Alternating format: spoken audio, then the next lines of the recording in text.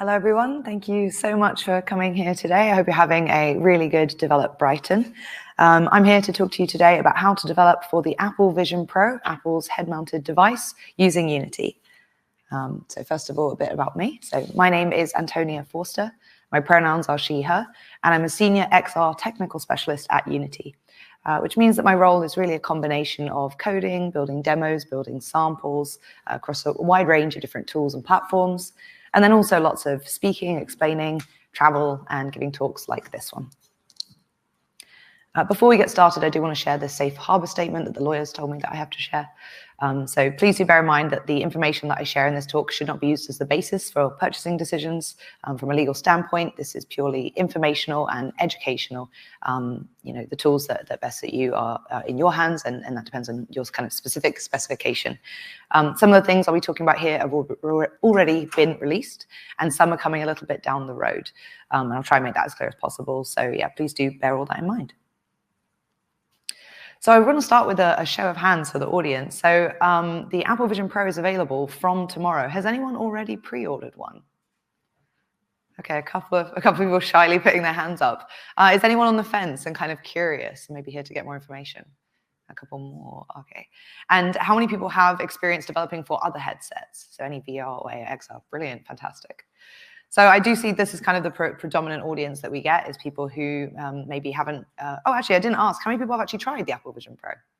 Oh, quite a few of you. Oh, brilliant. So I didn't bring mine just because I tend to get swamped when I do bring it and people corner me and want to use it. But of course, it hasn't been out in the UK until now. It will be available from tomorrow, and it is available on pre-order now. So I'm very excited. I think this talk is very timely. But I do see most people getting into it are people who have some experience already in the VR, XR, or AR space. It's no problem if you don't. But I would say that it is kind of an interesting platform in terms of development. It is a little bit different from other platforms. So I'll be speaking especially to people who do have experience on other platforms and kind of are coming to this one for the first time. If you already have experience on that platform, hopefully this is still useful. And if you're brand new to XR, hopefully this will still go over a lot of the high-level things that you'll need to understand. So today I'm going to start with the platform fundamentals, what makes the Apple Vision Pro particularly special and different to other headsets, what are the kind of features on the platform that you need to know.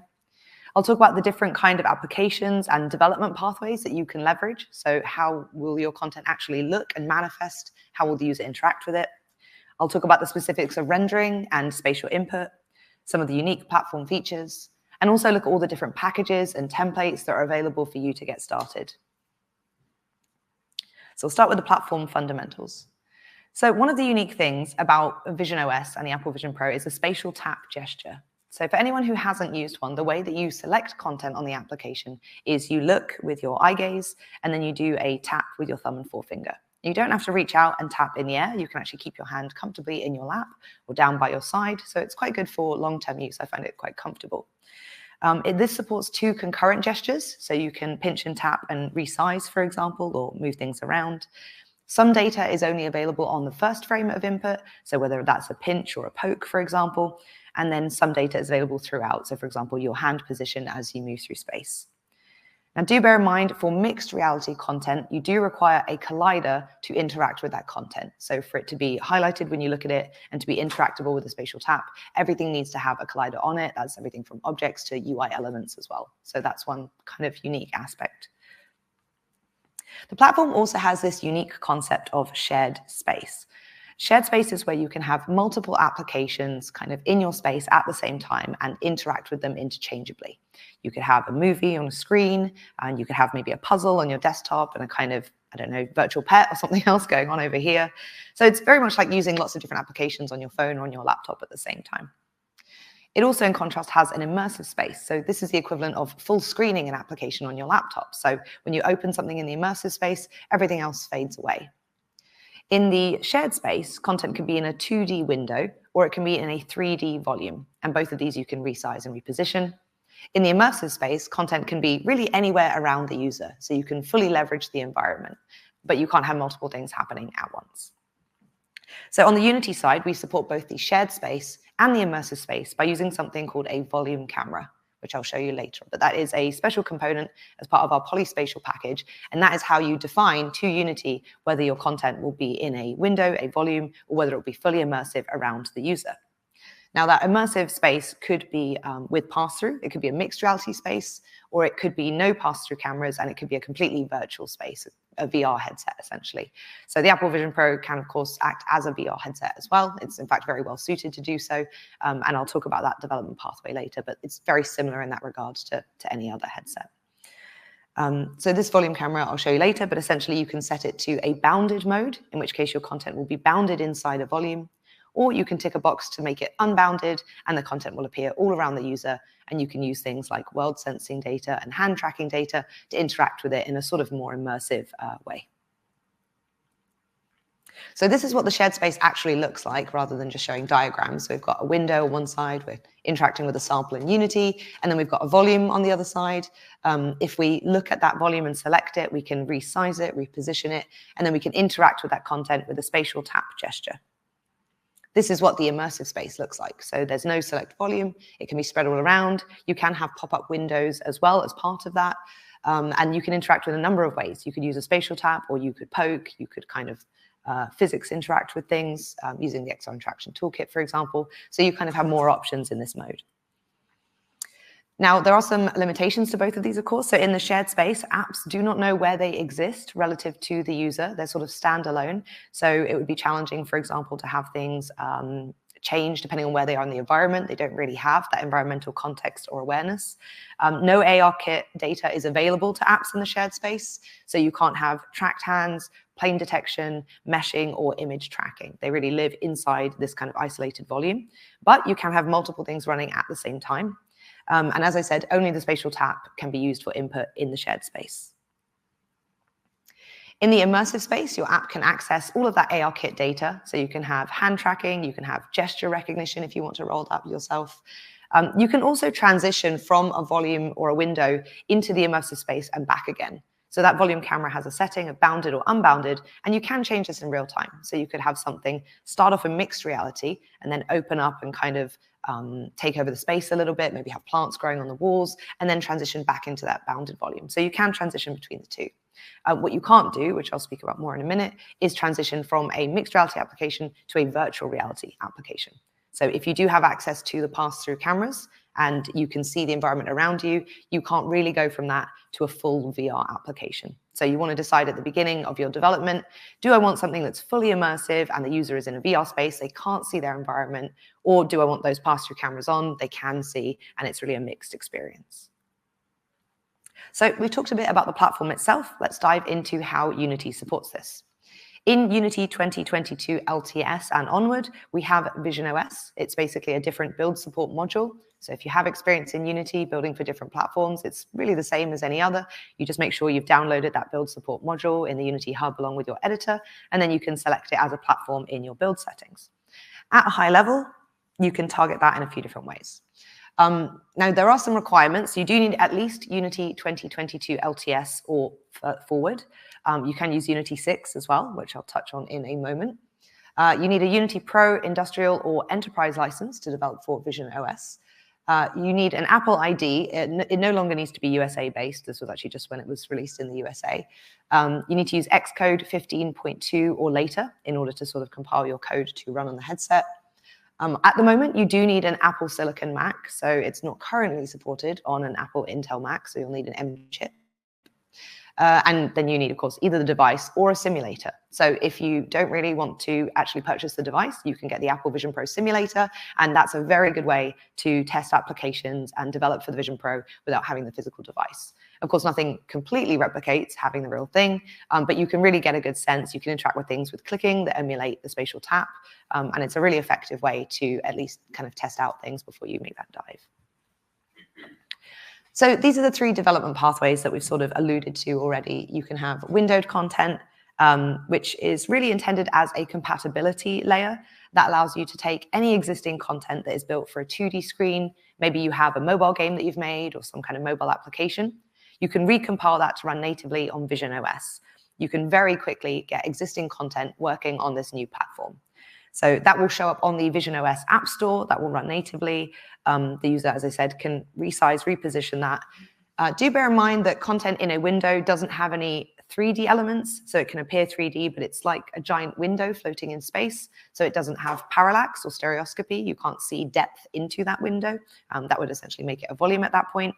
And for windowed content, the input is either spatial tap, so gaze and tap, or you can tap directly on the surface of that window. So you can imagine it really like a giant mobile device floating in your space.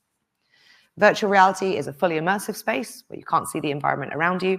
You do not have access to the pass-through camera. The exception here is the user's hands. So the user can see their real hands in VR, and there is a tick box if you want to tick that off. By default, they can, but you can include those if you'd rather replace them with virtual hands. So that is the one exception to that. And then in mixed reality, this can be, as I said, bounded or unbounded. It can be volumes in a shared space or in the immersive space. But either way, the key thing is the pass-through cameras are on, the user can see their environment. And that is really made possible with Unity's new technology, PolySpatial. So I'll talk a bit more about virtual reality first. This is a very familiar development pathway to anyone with experience developing VR content in Unity for other headsets. It's really not that different. So this is definitely the most straightforward path to porting existing VR content or titles to visionOS. So for example, Alchemy Labs have ported Vacation Simulator and Job Simulator, and those are fully VR titles which are available on the visionOS App Store.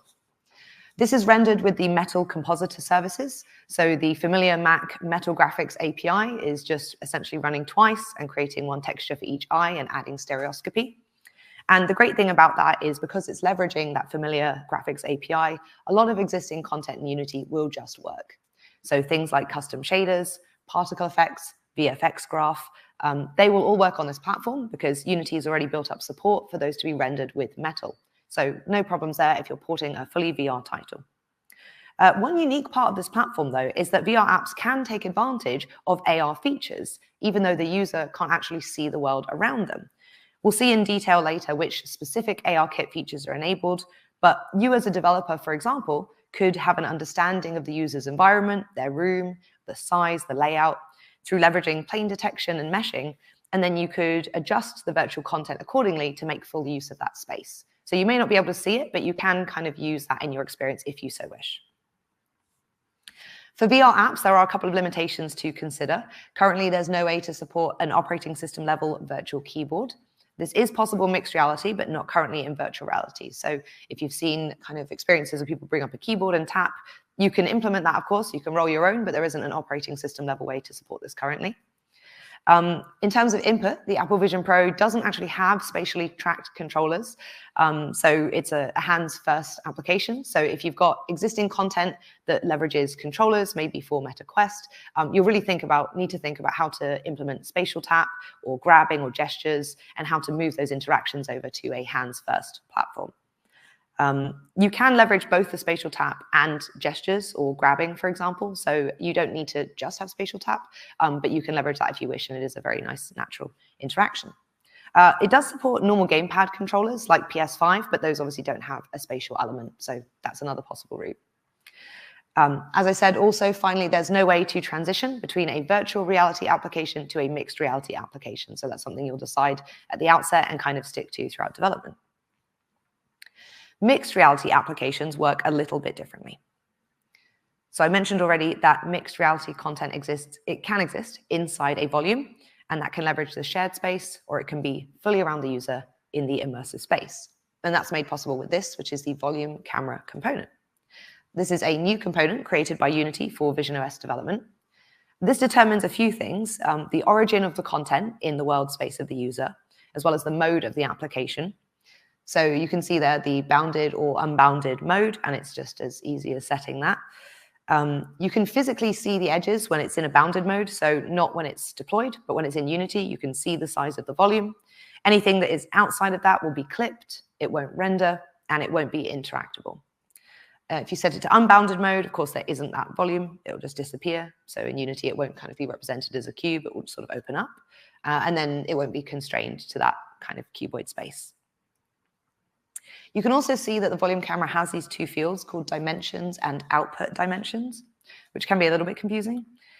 So dimensions is like the dimension of the bounded volume itself inside Unity relative to the rest of your content. So you could think of this as analogous to the resolution of your app. The higher the dimension of the volume, so the bigger it is inside Unity, the smaller your content will be relative to that volume, so the more of your content you can fit inside it. The higher the dimensions of the volume camera in output dimensions, the larger it will be in the real world, so the bigger your content will appear. So if you see it in Unity and you affect dimensions, it's sort of like the resolution. Output is more like the physical real world space that it will take up. Will it take up, is it a desktop application that's a few centimeters, maybe 10 centimeters large, or is it something much larger that you want to be a couple of meters and take up a whole room? So the volume camera really achieves three things. Defining the bounds of your content means it can exist in the shared space, as we've talked about a lot already. To focus content, users just look and pinch on it, and then it will autofocus and kind of come to the front of all the other applications. Content outside the bounds is clipped. It won't be visible. It doesn't have any effect. It won't be interactable. And it determines the dimensions of the space in terms of how big the content is and how big this appears in the real world. Now, rendering in mixed reality is very different to virtual reality. Until WWDC, in fact, this was the only way to render mixed reality content on Apple Vision Pro using Unity. So on the Apple Vision Pro, when the pass-through camera is being leveraged, so that's in the mixed reality mode, the rendering is actually handled not by Unity, but by Apple's Reality Kit on their end. So in order to be able to communicate between your game in Unity and Reality Kit on the device handling the rendering, Unity created a new thing called PolySpatial. This kind of sits between the two, and it takes the relevant information from your game, so information like shaders, positions, transforms, and passes them over to the renderer so it knows what to visualize. And then Reality Kit looks for things like input events, AR data, world data, or hand data, and it passes that back into Unity so your content can respond accordingly. The way this works is PolySpatial essentially requests that Reality Kit renders everything in the most relevant material. So I'll show you more in just a moment of that. PolySpatial, for that reason, is constantly change tracking. So it's constantly passing that information over the fence, back and forth, anytime a change is detected, either in your game or in the world data and the input data. Because the rendering is handled by Reality Kit, there are some amazing advantages and some slight challenges or considerations. One of the advantages is that Reality Kit seamlessly blends digital content into the real world, so you get lots of different benefits visually from that. The content is really realistic, there's really high resolution textures, it's very responsive to changes in environment. So if you have a kind of reflective material and you change the light levels in the room, it's very evident in terms of the material that kind of comes out of the box. You get environmental reflections, so if you have a metallic texture, you can actually see the environment reflected in real time around that. If you don't like that, you can actually replace those real-time reflections with image-based lighting. So if you wanted the lighting itself to differ from the real world, you have that option as well. You also get top-down grounding shadows for free, so you don't need to implement anything there. If you have like a sphere in the space, it will cast a shadow on the floor just out of the box. So you get a lot of really amazing benefits with Reality Kit handling the rendering that way. And if you're leveraging basic shaders like URP Lit or built-in render pipeline standard, those will transfer directly over to Reality Kit's PBR materials. So they'll kind of automatically be transferred over by PolySpatial via the Material X open standard. So they'll look really great, they'll render really well. However, if you're creating custom shaders, then those need to be created in Unity's shader graph rather than HLSL, because PolySpatial doesn't really have any way to convert HLSL or shader language into Material X, but it can convert kind of shader graph nodes if they have an equivalent in Reality Kit. That does mean that some custom graphics features which don't have an equivalent node aren't currently supported. So things like line render or terrain which don't have an equivalent in Reality Kit can't be supported via this stack. Similarly, Reality Kit doesn't have a concept of post-processing. So it's not currently possible to have full screen post-processing effects like bloom when you're using this development pathway. This is changing all the time. We're always adding more support and features. So you can refer to the Unity PolySpatial documentation, which is kept really up to date for a list of full supported features, or you can ask on the Unity discussions forum, and the visionOS team are really, really active there in answering questions. Now, recently, we've actually added support for metal-based applications in the mixed reality mode as well. So you're not constrained anymore to the PolySpatial pathway. You actually do have a choice, and there are kind of pros and cons of each. So as I mentioned, PolySpatial allows you to gain the benefits of Reality Kit rendering. If you want your device to exist in the shared space and to be able to have multiple volumes, then you do have to use PolySpatial. You can create mixed reality content, which renders with metal, but it won't be in the shared space. So you'll only have one thing running at once. PolySpatial also has a fantastic thing called play to device. I'll show more about this in a minute. But essentially, because it's constantly change tracking, you can make a change in Unity and actually see that on the real physical device or in the simulator in real time. And that could be shader graph changes, or that could be to do with your content and transforms, or really anything in your Unity application. This is really only supported with PolySpatial because of that constant change tracking. So that's one of the benefits. With PolySpatial, you can transition an application between the bounded and unbounded modes, as we've seen. You can use AR foundation features like eye tracking and hand tracking, and you can use dynamic foveated rendering. So for anyone who's not familiar with what that is, it means that you can really make full use of the headset by using the eye tracking on it. So whenever a user is looking at something, that's rendered in higher resolution, and then the kind of peripheral vision of the user is rendered in lower resolution. And then as they move their eyes, that will track accordingly. So that dynamic foveated rendering you can leverage with PolySpatial and RealityKit working together. And that's because basically Apple has that data about where the eyes are, but Unity doesn't necessarily have awareness of that data or access to that. So that can only really be done if you're rendering with RealityKit. However, if you are rendering with metal, shaders do just work. So if you leverage a lot of custom shaders and HLSL, you'll probably have an easier time rendering with metal, particularly if you've used it before on iOS or macOS. Metal is the graphics API there, so really there's no difference for visionOS there. Unfortunately, you won't be able to use the shared space. You'll either have virtual reality, as I mentioned, with stereoscopic metal rendering, or you can have immersive AR, but you can't have multiple volumes. You don't get eye tracking features, so you can't have that dynamic foveated rendering. You can have fixed foveated rendering. So there is a way of sort of implementing it such that it's kind of depends on the user's head position, because we do have access to that data. But if you're rendering with metal and not RealityKit, there's no way to access that eye tracking data. So there's no way to implement dynamic foveated rendering.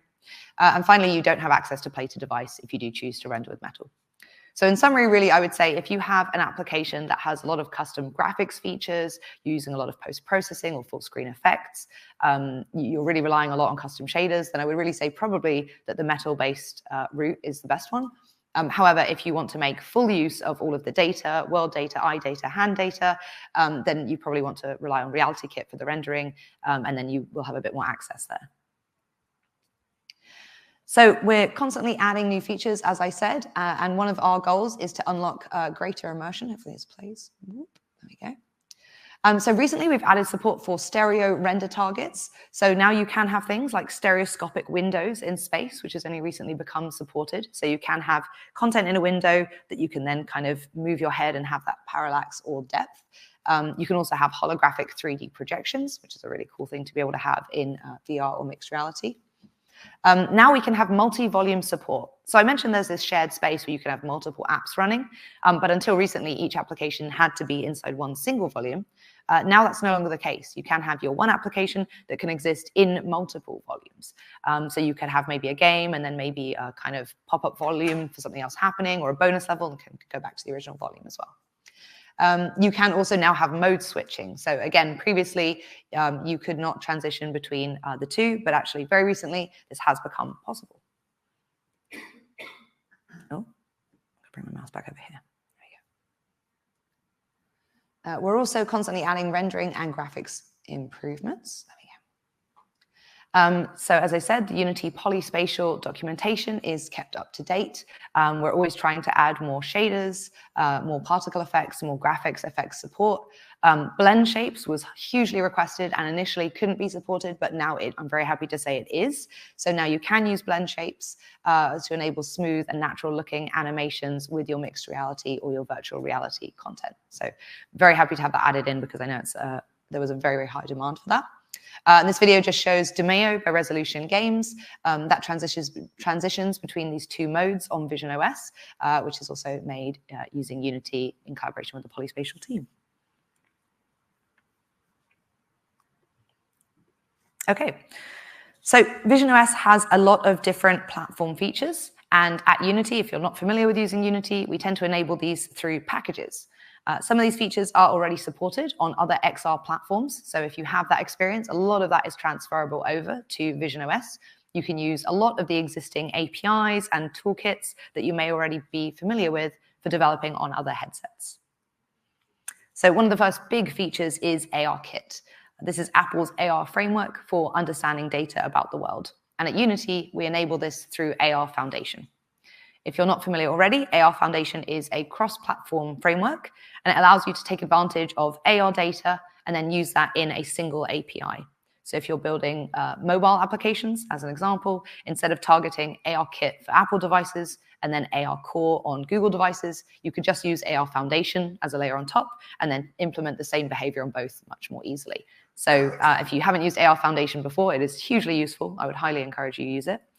It was originally built for mobile devices, but it has since expanded to encompass headsets, including the Meta Quest and also the Apple Vision Pro.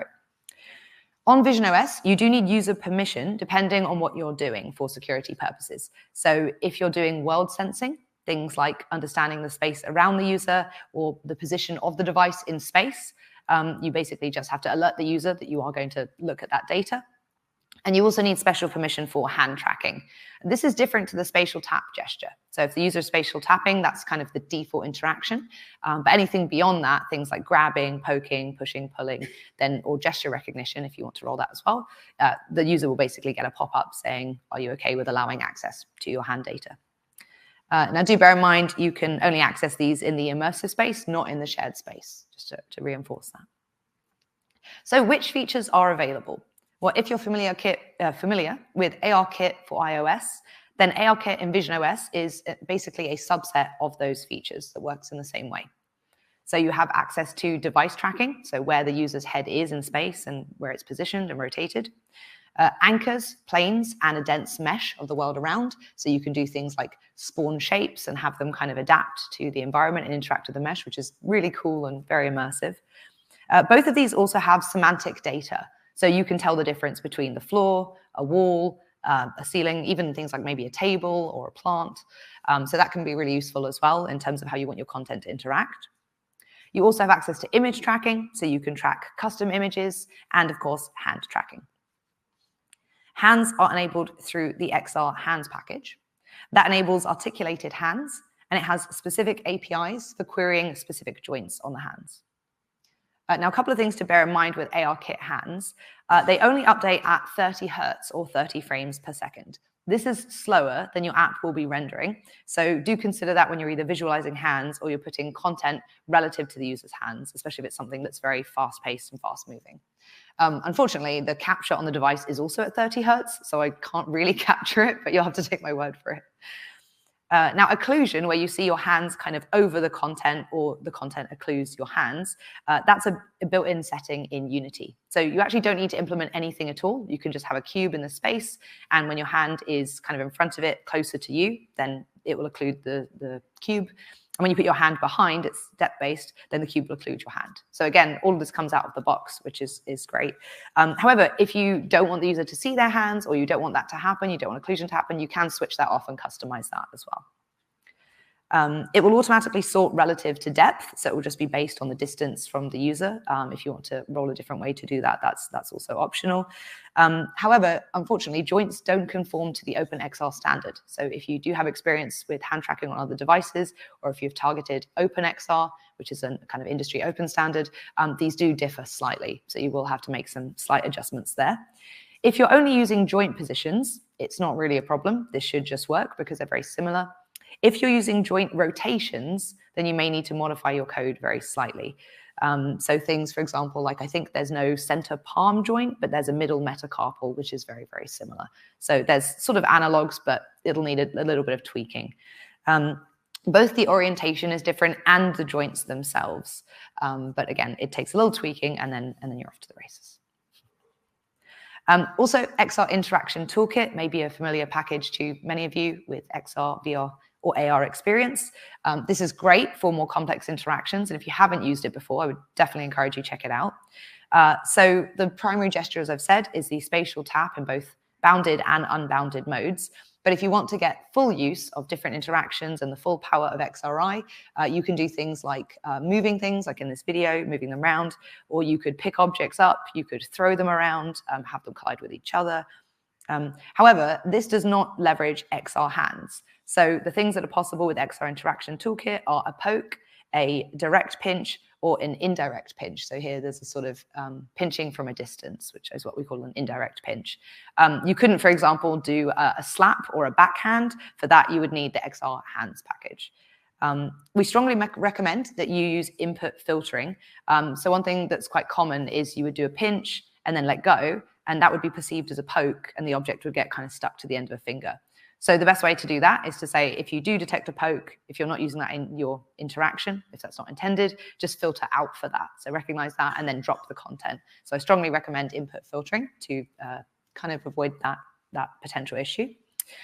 There's a visionOS template, which I'll show in a moment, and that has a really good example in it of how to do exactly this. So I really recommend checking that out. So far I've talked about APIs that exist for other headsets, but visionOS also has some special features. So we've created components to target those. I already mentioned the grounding shadow. This is always top down, and there's no way to customize it because it's really handled on the Reality Kit, kind of Apple's end. There's a hover effect, which you can see here. So this is with a mouse in the simulator, but using your eyes on the device, it's the same thing. It would kind of light up. Objects have to have a collider for this to work. Unfortunately, there is no callback from this, so you don't know when the user has looked at something. You only know once they've pinched or they've started that interaction in some way, and that's sort of a security thing on the device's end. So you can't, unfortunately, have any callbacks based on eye detection. I mentioned image-based lighting already. So Reality Kit is constantly pulling in the real world, and it's using that to set the lighting and the reflections. But if you want to override that, you can use image-based lighting. You can have a kind of virtual environment and then reflect that instead. So maybe you want to have a virtual campfire and you want that lighting to affect the things around it. That's completely doable. Both Apple and Unity have done lots of work to make text extremely legible on visionOS, so it's really sharp and really clear. Unity created this native text component, which allows you to take full advantage of this. And finally, we have sorting groups, so you can specify how your objects are sorted in the space relative to depth. And finally, we have Play to Device. Play to Device is basically a brand new technology, a brand new feature specifically for visionOS, and it leverages the change tracking that I mentioned that PolySpatial is doing on the back end. So this is only possible if you do use that PolySpatial rendering pathway. This works both on the physical device and also on the visionOS simulator. So it's a remote-like feature that essentially, if you make a change in Unity, you'll see that change reflected in real time. So maybe you have Unity shader graph running and you have some kind of object. If you change even one node or one part of one node or one multiplier, you can see how that is rendered at the kind of very end of that pipeline. So it's really useful if you're kind of not familiar with the intricacies of maybe those rendering pathways.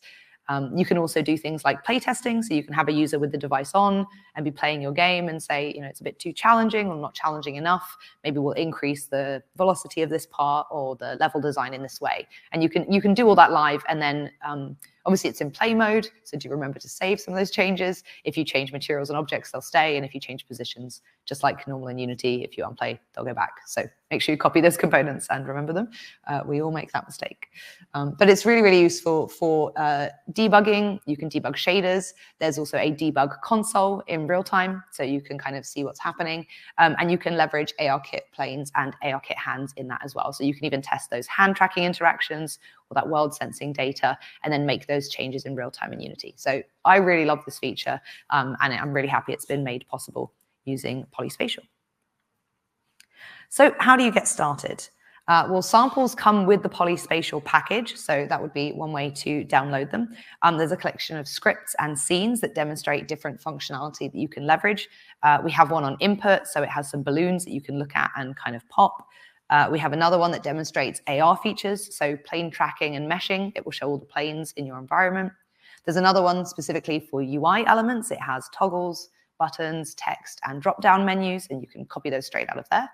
And then we have another one specifically to show the XR Interaction Toolkit and how you can leverage that. And that does that input tracking that I mentioned with poke pinching, so you can copy that out of there as well. It all comes on a really nice carousel as well, so you can kind of launch the whole thing, and then you can kind of click through with spatial tap and kind of see each scene one by one without having to build many, many times. You can build that to the physical device or to the simulator. So again, you're really welcome to check that out without actually needing the physical device. There's also a visionOS template. This is currently obtained via the new discussions forum, so you can find it on there. It starts in the shared space in a volume, and then it transitions out to kind of full screen itself into the immersive space, and it becomes an unbounded content, and then you can transition back again. So if that's something of interest, you can kind of copy that functionality out of there. It also uses custom shaders, so you can see that kind of dot plane matrix on the couch there. So you can see how custom shaders are implemented. It also has its own glow effect when it's in a volume and you drag the content a bit too close to the edge. The content kind of starts to glow to say it's near the edge of the volume. So that's another custom shader as well. It uses ARKit hand tracking. So if you tap on that plane, so if the person taps on the sofa there, it spawns a cube, and then you can use a spatial tap to grab and move those cubes. It uses XR Interaction Toolkit for both indirect and direct pinching. So you can grab those objects directly by sort of grabbing them with your hand, or you can pinch them from a distance as well. It also uses physics and collision, so you can stack the cubes, knock them over, throw them around, and it also has some onboarding element with some windows as well. So if any of those components are useful to you, they're all fully available and free to use. Now, some of the latest features we've added are Swift UI support. This was one of the most requested features ever since package 1.0. So the Swift UI has this really lovely frosted glass effect that is very kind of recognizable on Apple devices. The buttons layer on top, it's got very sharp text rendering. So now our Swift UI support allows you to spawn a standalone Swift UI menu, which you can see in the image, and that does native callbacks to your Unity application. So in this example, you can press one of those Swift UI buttons, and that will spawn some cubes or spheres of different colors in your Unity application. But it could have, of course, any functionality that you need. Play to device is being expanded, as I said already, to include shader debugging and ARKit features like hands and world sensing. We're also adding entities support. So if anyone is familiar with netcode for entities or the dots paradigm, we're adding support there. And also stereo render targets, which we've actually added now since I created this slide. So you now can have that depth stereoscopy with metal rendered content in the mixed reality space. So finally, best practices. I'd recommend using the universal render pipeline. Generally, I would recommend that for XR or VR devices because it's lightweight and it's agile. It's really great. As I said at the beginning, really think about which mode is best going to suit your application. So do you want the user to see things in their environment? Do you want that to be kind of within a volume or spread around them, or maybe transition between? Maybe it's best suited to be a completely VR application, or maybe a window is best if you have something like a mobile application and you want it to get it quickly up and running. Don't be afraid to leverage existing frameworks, existing knowledge, and APIs, and your existing Unity content. It's all very possible. Some things need tweaks, as I mentioned, but you can port a lot of it over. And in terms of porting, that windowed content is a super easy framework and a super easy way to get 2D content or mobile content running on this device and available on the store very quickly. Virtual reality content allows you to have that kind of hands-first immersive experience. It's quite straightforward to port. Mixed reality is definitely the most challenging route, but that would be more around the kind of graphics features. If that's something you lean on heavily, then I would kind of go the Metal Graphics API route. However, if you do want to leverage all of those special PolySpatial features like change tracking, then I would go that route as well. So that's really all I have time for today. So we've gone over the fundamental concepts. We've talked about the different development pathways, the considerations of each one, rendering and the special things that PolySpatial make possible, the specifics of input on this device. We've seen how you can use play to device for shader debugging and to quickly iterate, and all the different packages and templates available. The PolySpatial team and just broadly the visionOS support team is really active on the discussions forum. So if you do have any questions there, if you get your device or you download the simulator and you're curious, they're very, very active. We'd also love to hear from you. So if you follow this QR code, hopefully it works, you can go to the discussions post with the public visionOS roadmap so you can see what's coming down the road. This is a very quickly evolving and changing area, especially with Apple moving so fast as well, and we're collaborating with them. So yeah, do please check that out to see what's coming on down the road. And yeah, if you'd like more information on that, or you want to follow me on any of my socials, that's a reminder of my name. You can find me mostly on Twitter and LinkedIn, but really all over the internet. And I do post a lot of educational content around mixed reality and then particularly visionOS at the moment. I think I've got time for a Q&A. Thank you so much.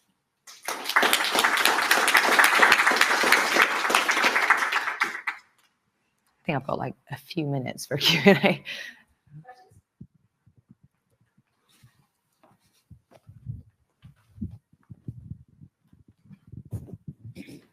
Hi, very interesting. Thank you. I think maybe I missed what you said this. When you're in like full immersive mode, there's no volume camera. Yes. That still presumably means the camera is tracked. Can the user still move around the space freely? Yes, yes. So users can move around the space. You just don't have that volume camera in terms of the really kind of crucial thing is that you can't have multiple things running. That's kind of one of the things you could, I guess, clip the content. I don't know why you'd want to do that. But the thing that the volume camera enables, which wouldn't be possible in fully immersive VR mode, is having multiple applications, which makes sense. I can't think of an example where you'd want multiple VR applications running at the same time. But yeah, the volume camera, essentially in VR mode, it doesn't exist. You don't really need the concept of it at all. Cool. Thank you. No more? Guess not. Okay, thanks again. Thank you.